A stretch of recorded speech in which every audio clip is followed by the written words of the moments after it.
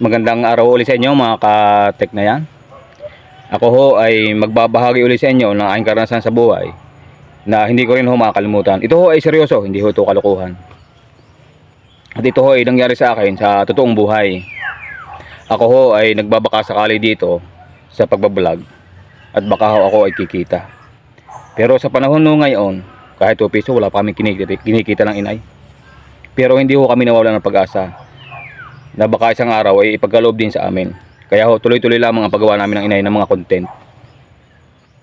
At kung ako ho ay papalari na kumita dito, ang unang-una ko hong gagawin ay maiparana sa aking pamilya ang ginhawa ng buhay. Lalong-lalong na ho sa aking mga magulang.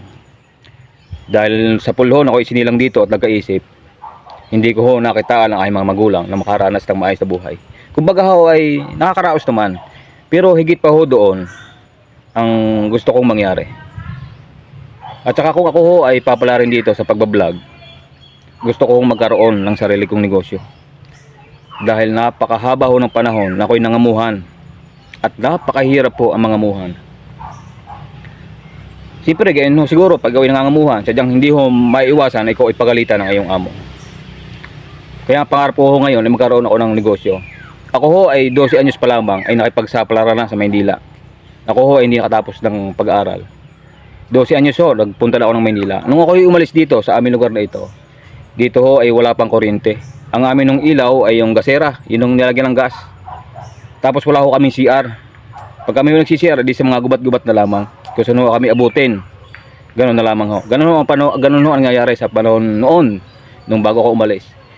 Ay di nagluwas ho ako ng Maynila para ako'y makipagsaplaran sa Maynila.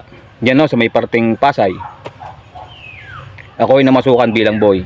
At sa kabutihang palad naman ho, ako ay natanggap. Mabait ho yung aking naging amo. Ay nung ako ay matanggap, isa lang ho ang naging trabaho ko. Sabi sa akin ng mag-asawa kong amo, "Utoy, ganito lamang gagawin mo. Dito sa lugar namin ay napakahirap sa tubig. Wala kang ibang gagawin kundi ikaw ay mag-ipon ng tubig. Punuan mo yung mga drum, yung mga timba, yung mga planggana, lahat ng lagayan diyan, punuan mo." Sabi, "Sige po ma'am, sige po sir." Di ako nung sinunod naman at yun lang mo na aking obligasyon, na aking trabaho. Sabi, "Kailan ho ako mag-uumpisa?" Sabi, "Mag-umpisa ka utoy bukas." Sabi sa akin ng gayon. Di kinabukasan naman ho, umaga akong gumising. Mga alas 6 pa lang umaga, ako ay nag-iipon ng tubig. Maya-maya ho, nung ako nag-iipon ng tubig, sabi sa akin ng mag-asawa kong amo, "Utoy, kami aalis muna ha. Basta yun lamang gagawin mo. Mag-iipon ka ng tubig, lahat ng lagay hindi yan ay yung pupunuan." Hindi ganoon naman ho talaga ang ginawa ko. Hindi ako ipon ako ng tubig, mga drum, mga planggana, mga galon, mga container, lahat ho yun ay aking pinupunuan. Nung hapon, dumating aking amo. Nung dumating ako, nag-iipon pa rin ng tubig. Ay galit na galit ang aking amo.